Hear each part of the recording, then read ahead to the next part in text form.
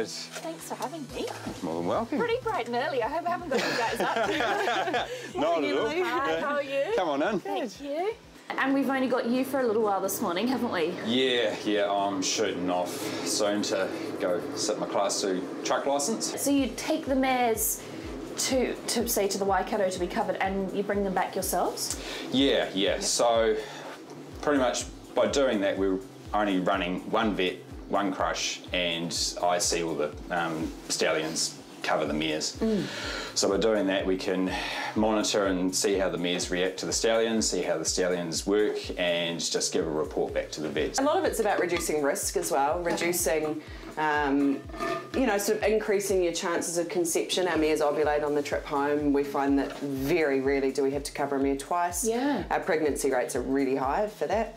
You know, keeping your mare and foals safe. They are home all the time, kept in the home environment. It's nice. I think owners have good peace of mind knowing that their mares are sort of always under our care. How did you guys meet? Was it horses that sort of brought you together? No, it wasn't actually. Sam, back in the day would have said, sorry, what? Oh, really? That's incredible. No, it was, over 10 years ago now, just through mutual friends. And then, it was around about a year or so later, we met up again and, we kicked off. I was mechanicking up in Taupo. That's a nice way to put it. Kicked off. I was mechanicking up in Taupo and, we had a bit of a long distance relationship, and then we worked out it was easier for me to move down to Palmerston North and get a job mechanicking than it was for Liv to try and find a horse job in Taupo. Yeah. And that's when, I moved down here. So you'd never had anything to do with horses prior to this? Really? Single thing. No. And now look at you. Yeah.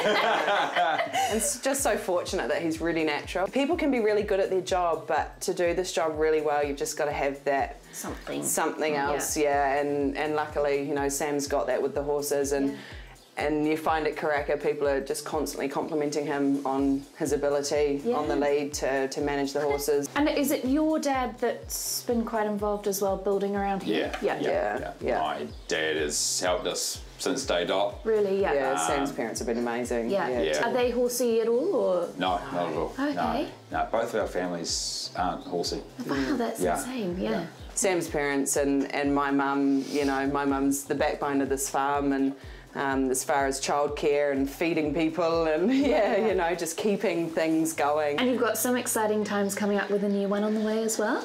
Exciting, busy, Having a 2.5-year-old was busy enough. I mean, we're so fortunate that Kendall she just fits in and is easy. She's a really easy child. But another one coming. And obviously your background wasn't horsey either, so how did you end up here? Interestingly enough, when I was at primary school, I wrote a story about horses because I was just horse mad. The teacher thought it was good enough to go to the principal's office and get a gold star, as you did back then. And he was really good friends with Jeff and Jan Linds, who had Newbury Park at the time, and invited me up there for a weekend just to have a look around and see what I thought. So, you would have just been buzzing, it was amazing. But I spent most of my early years on the racing side. It wasn't until I sort of went on my scholarship that I really got into the breeding side of things and prepping horses for the sales, and that's where my new buzz came from, was prepping for the sales. So there never really was any doubt that horses were kind of going to be the path? I moved to Aussie and had 2 years working for Channel 10, just doing a lot of marketing and client relations, and it was great skills to learn, but the whole time, you know, the office did the you know, generic Melbourne Cup celebration, and I was above and beyond, you know, so it was just, it was there the whole way through. But it was good to take that break away to see, is this what I want to do every day for the rest of my life? And it just absolutely, there was no question about it. Was buying the farm like a big decision between the two of you? Because I had sort of been assistant manager at Wellfield for nearly 5 years, and you can only go so far when you're working for someone else. And there was things that we wanted to do, and we saw a hole in the marketplace down here. So, no, the decision to buy the farm was quite easy. It was just finding a farm was quite hard. So you always thought that this Palmerston North area was always going to be, you hadn't thought about the Waikato, or There was always here for you? Yeah. Always here. Yeah. It used to be, when I received my scholarship, they said, you know, what's something that you'd like to bring back to the Manawatu? And for me, it just resonates that the Manawatu used to be the Waikato. You know, it's where Waikato Stud started. And, you know, there was some really good, when the foals first sort of started, really good studs here, and we produced some fantastic horses. And to me, that would never have gone away. You know, there's a reason why good horses came from here. And while everyone went north and it's pretty and it looks amazing, I just think that the good horses came from here for a reason. When you say you grew pretty quickly, what was the sort of transition phase to where you are now? So we bought the farm in 2010. We took our first yearling draft to Karaka in 2011, which was unexpected because we had expected to take a couple of years to just, you know, assess the lay of the land and grow into that role. But the business was there and took a nice draft that first year. When we bought this farm, we didn't have a single client. Not a single person. And to take on a mortgage like we did without Was it stressful? Like, was it was over 100% stressful, Just hoping that it was going to work and just telling people that, you know, put their faith and trust in you that it was going to work. And then going home and going, oh my gosh, I hope it works. But I think we put one advert in the Informant when we first bought the farm, and we've never advertised since. Alistair Murdoch, he responded actually to our first ad, and he's been with us ever since. We foaled down his mares, we've prepped a couple for him, and you know, had a nice bit of luck. And then the big break was Adrian Clark. He was managing the Niako Stud portfolio for Greg Tomlinson. So Adrian rang and said, oh, have you got room? And because they had shares in Alamosa, Road to Rock, Nom de Jure. So they were sending a few mares down here. So bang, 10 mares on the farm. It was like, wow. Hang on, are we ready for this? It's just funny how things work, really. Just taking that risk. But, you know, in this whole industry, you have to take risks. The whole thing revolves around risk, so... No risk, no reward. 100%. It's been really nice growing with our clients as well, and the results that we've been getting have been across the board. Like, everyone's getting a return, and for me that's been such a nice part, because it's all very well and good. We've got beautiful mares here, we've got bagger, lollies, belongs and lights, and it's easy to get results in those sorts of situations, but to get good results with, you know, for everybody is, it's been a real buzz.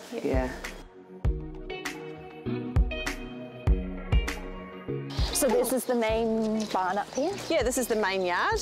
We've got all the yearlings in at the moment for prep, so they're all here. We'll have a look at them soon. And we've got some mares and foals in for vet work this morning as well.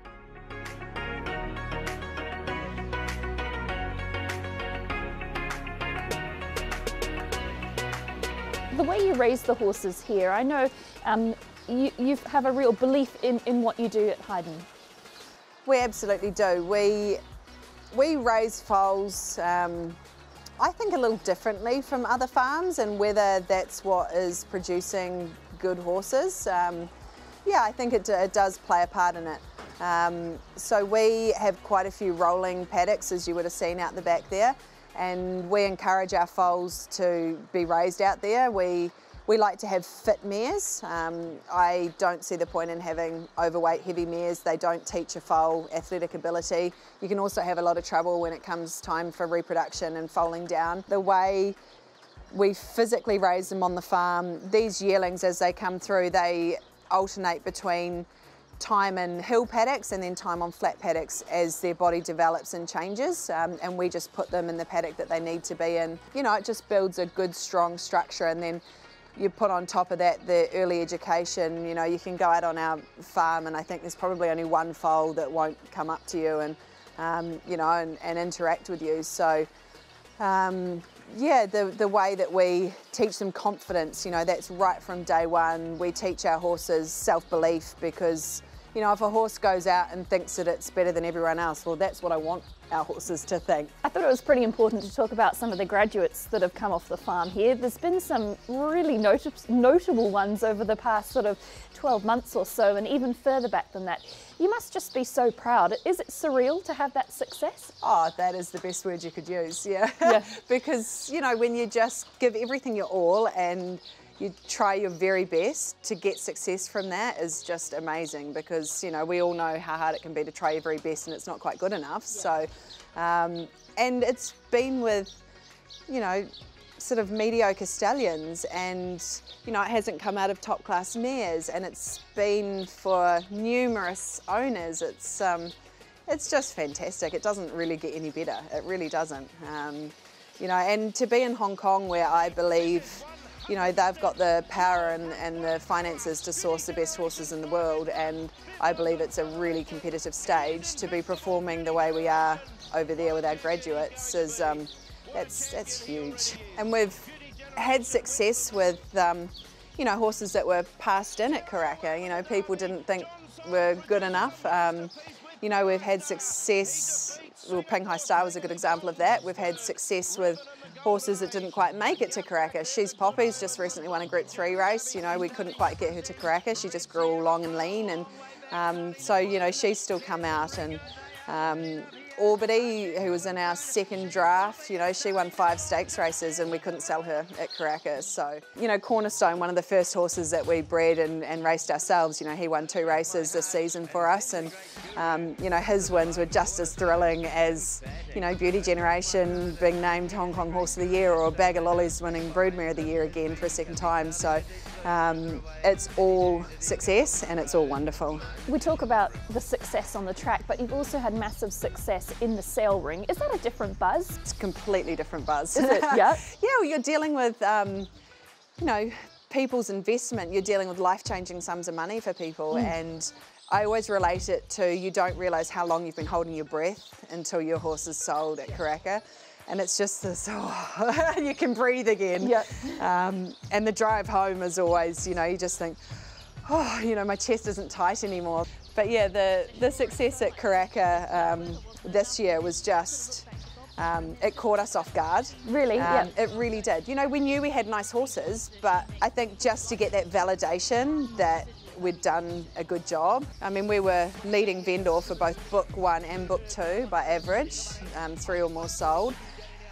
To do that up against Curramore Stud, Waikato Stud, you know, just farms that I've grown up adoring and admiring, and to come out swinging and have success like that, wow, you know, that was just so unexpected. From all this success obviously comes new opportunities, and what does that mean for the future of Highden Park? Has it kind of opened up maybe some bigger things for the future? It's actually done the opposite. Okay.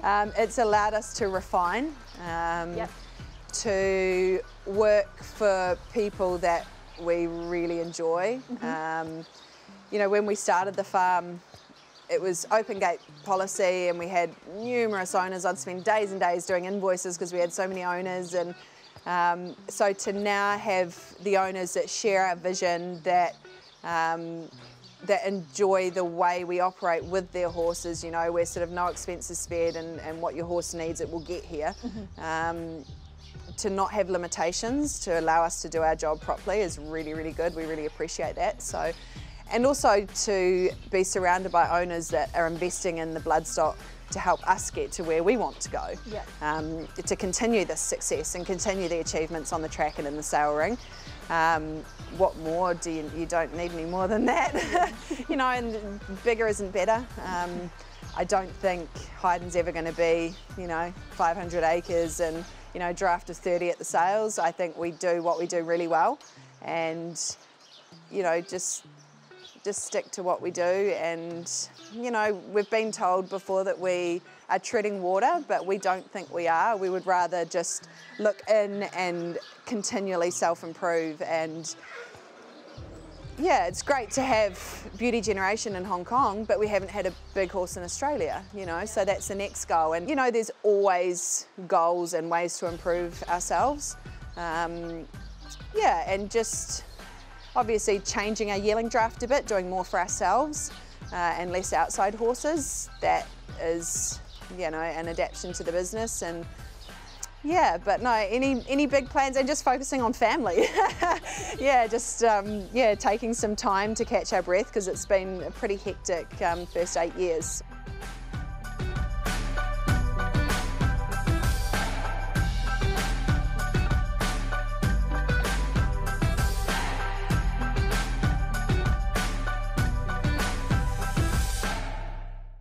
They run the corner in the Maccabi Diva. 500 metres to go. It's Blackheart Bart from Happy Clapper the outer. Then John Snow. The Taj Mahal presents to the middle. Further back is Grunt. Kementari 5 off the lead and running on from King's Will Dream. Followed by Humidor back towards the inside. It's Blackheart Bart in front, but vulnerable at the 300 from Grunt on the outside. Chiming in now. Grunt moves up, takes the lead. King's Will Dream. John Snow battles back, but it's Grunt at the 150 from John Snow. King's Will Dream. Grunt is clear. Grunt 2 legs in front. Laps up Flemington. Grunt won the Group 1. And Mick Price, who scored 12 years ago with Pompey Ruler. He kept saying, wait until he returns to Flemington. And a great result for trainer Mick Price. Mick, he's now a Group 1 winning 3-year-old, who's come back to win as a 4-year-old. That sets him up for an amazing stud career down the track. Oh, look, no doubt about it, Shane. And also, he's just a big Flemington horse, isn't he? You know, you saw him around Caulfield. A couple of those weight for age horses at Caulfield had his measure, but get him on his beautiful big track here at Flemington, and that's him, you know. So he was there to get mowed down if they were there to mow him down, and he was just the best horse on the day today.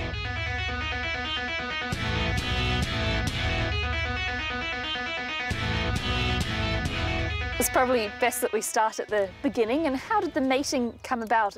Well, obviously he's a proven stallion, O'Reilly, yep. And I wanted to be able to mix both the female families. So O'Reilly being out of Kortzer, who's in turn out of Hunza, Saida's out of Meckwood East, and Princess, a 3/4 sister to Hunza, so there's a cross-up of the female side. There's a Beal influence with Saida, has been proven with O'Reilly. So it was really just a good physical mating for the mare as well.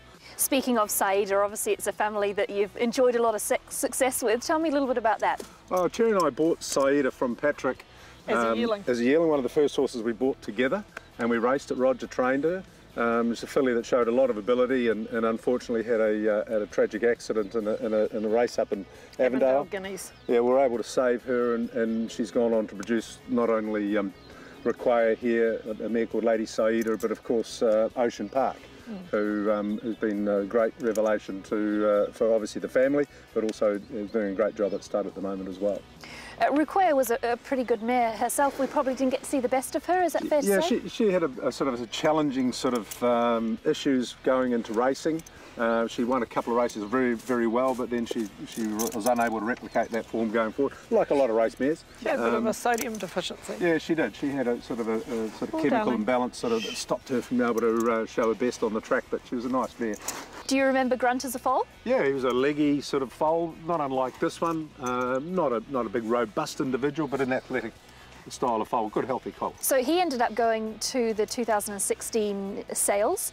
Was that always the plan, to put him through the ring? Yeah, well, we're commercial thoroughbred breeders. We sell majority of the colts we can. We do retain a few fillies to race, and we go out and buy a few as well. So the colts are generally headed toward the sale, and he was always going to be a K1 colt, given the pedigree and the style and type that he was. How did his yearling preparation go? Yeah, pretty straightforward. Yeah, had no problems, looked good as a yearling. He was, you know, he was a leggy, gawky sort of a yearling, great moving horse, and that's what probably attracted people to him, that he looked like a horse was going to develop as a 3- and 4-year-old, which is what he's done. Cameron, tell me about the first time that you laid eyes on Grunt. Yeah, well, it was here over at Trelawney Stud. I was actually looking at another horse at the time and saw him walk past me, and just wrote down his lot number and made sure I checked him out before I left that draft, and really liked him from the time I saw him. What were the qualities that you liked about him? Well, he was an O'Reilly, scopy, really athletic, had a great temperament, and just had a really nice bit of length about him. And you know, I thought, well, he could fit into my little lot of purchases if I could afford him. And were you really determined to make that purchase? Yeah, I previously bought an O'Reilly for the same client, and he had one start, one win. and unfortunately had an injury, and we lost him on the operating table, which is a bit sad. So I used the insurance money from that purchase and bought Grunt. And tell me about the sale. Did it go as you expected? Did you spend more than you thought? I didn't really know what I had to spend, and it wasn't until I walked in the ring and I spotted Mick Price, and he asked me what I was doing, and I said I was bidding on what was Grunt. Yeah. He also liked the horse, so I had the owner, and he didn't have an owner, so I called up Rupert Lee and said that Mick was going to potentially be bidding on the same horse. Yeah. And so he stayed off it, we bought it, and he got it to train. He made more than what we expected. Okay. We were talking about 200, but we put a reserve of 150 or 160 on him, I think. Yeah, something like that. Was there a time when Mick Price phoned you and sort of said, hang on a minute, we might have a Group 1 horse on our hands? Well, yeah, he actually asked if I had a share, if I retained a share, and I said no. And he said, fool you. So I think they realised early that he had something, but like I said before, it wasn't until he's going to be a 3-year-old and got it over a trip that until they sort of saw the best of him. But yeah, Mick liked him early. Eddie liked him right from the start. Yeah, we know Mick pretty well. I've had horses and worked with him off and on, and he said to me one day, he said, that horse goes really well, which is a big compliment for Mick. Yep. And he did surprise us a little bit when he started as a 2-year-old in the back end of the season, and as it turned out, the form out of that race was exceptional. I know the 2 horses, he ran third and probably a bit held up for a run, but flew home for third. And the 2 horses that beat him have gone on to be Group 1 winners. So we knew his form was pretty hot after that. And then, so we were certainly anticipating his first start back as a 3-year-old and then to dominate the way he did in the early part as a 3-year-old. His 4 starts as a 3-year-old was very outstanding. He was outstanding, yeah. And what for you is his standout win? Exciting win was the Guineas at Flemington, Group 1, all the owners there, exciting. He went in there with a big rap on him, and it was good to see him deliver. 2 Group 1s. Obviously, yeah. Out of those 2, maybe? Probably his first Group 1 was in the Australian Guineas was fantastic. Yeah. Mind you, the way he went to the line in the second one and just went straight past them, that was pretty impressive too. I'm kind of hopeful his best race is yet to come. The name of the horse, Grunt, is pretty unusual, just the one word. What do you make of it? It's probably how Rupert responds to you when you say you're going to buy him a horse. So maybe that's how it come about. Well, when Mick first told me his name, I thought it was a shocker. Yeah, but I thought, it's getting better with every Group 1. Yeah, exactly. Certainly, a bit like the other O'Reilly colt in the same ownership, Brutal. Very strong names, very masculine names. Yep. And so, Grunt is a very, very, masculine name for a stallion. So I'd expect he'll stand himself somewhere along the line and we'll hopefully be part of it. And tell me about him as a stallion prospect. Has there been much interest? Yeah, definitely been interest, both from New Zealand and Australia. And we're still going through some negotiations at the moment with a couple of studs. So he's gone for a break. He'll come back in and press on through his racing career for another prep at least. If he stood in New Zealand, we'd definitely take shares in him, yeah. Do you think he'd be a prospect here in New Zealand? I hope so. He'd be a great horse for New Zealand. New Zealand needs him. Yeah. Well, those big studs need to get out there and buy him.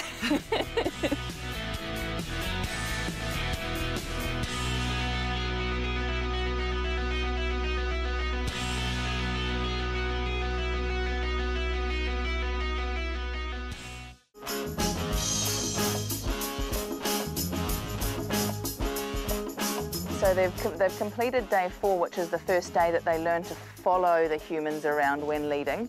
So we're going to build on that today in day 5, and otherwise it is just a progression again of holding up their feet when they balance, leading around the mare in a slightly bigger space now. So all those basic cues, because when you think about it, racehorses don't need to know that much. No. They need to go. Yeah. They need to stop, they need to turn left and right. So each time they learn a new behaviour, they've got an emotion attached to it. So what we want them to do is to be relaxed and confident in their career. Do they really hold on to what you're doing now for the rest of their lives? Yeah, it's funny, if you listen to Rodney, he would say, well, we wouldn't pay you if we didn't think that they did remember. Yeah. But study-wise, they're really looking at until a horse is a year old that they won't actually learn something and completely hold it. Okay. And so we really think with these foals that we have to continue handling them. But because of the industry that they're in, they are going to be handled. Yeah. So that's the thing for us of starting so young, is that we want to get in there so that they don't get a fright and they're not concerned about the other things that need doing with them, as in they need trimming, they need drenching, or any vet work. We know that anything that they think is a direct threat to their survival, what will happen is it'll completely or instantly go to that long-term memory, and then it's always there. We can't actually erase it. The thing is, it's not only, you know, we're trying to create the best horses, but there's also people in the industry, and we need to keep them safe as well. So it's a responsibility as an owner, you know, that the horses, you know, are really good for people to be around. Say if a foal wasn't handling this very well, would you put it back a couple of days? Always. So if something's not progressing well, not coping, then we slow down the speed of what we're doing, and we make the space smaller as well. Did you see that nice stop? Did you see how beautiful that stop is and how light it is? Look at that. See, how do we do that, Emily? You never, I don't know. I know. And such short sessions. I know. And that's the thing is, we've just found such a simple way for them to learn. You'd be very happy with that? That's real good. Yeah, no, it's brilliant. Just brilliant. Lovely response to a very light pressure on its head when it was following me around. She still needs more opportunities to learn to balance on her feet, so she's not ready to graduate in that front, but her leading is beautiful. And Mama's obviously very helpful because she's so laid back. And she just gave the foal a little, she just turned to the foal, touched its nose and gave it a nicker when we came back into park. So that's good job. Just lovely. You're doing fine. Yep. Keep up the good work. Yes. So this is the last day. In theory, yes. This foal should know all its behaviours. So they graduate anyway from day 6 to day 9 on average, although we have done foals for up to 17 sessions. Wow, okay. Depending on the foal, but that's an average over 2,800 foals. So this one has been pretty straightforward so far? It has. It was a little bit anxious in that, initially, and that showed as being quite fussy, so moving its head, unable to stand still quietly. To get that graduation certificate, what are you expecting today? So I would like it to stand completely still. And allow me to do everything I would like to do with its body, and then walk around and listen and respond to every cue. This mare's been a really interesting mare for us too. So when we first started the process, she was very difficult to catch. Oh, okay. And so for us, you know, if she's difficult to catch, she runs off and then her foal runs off.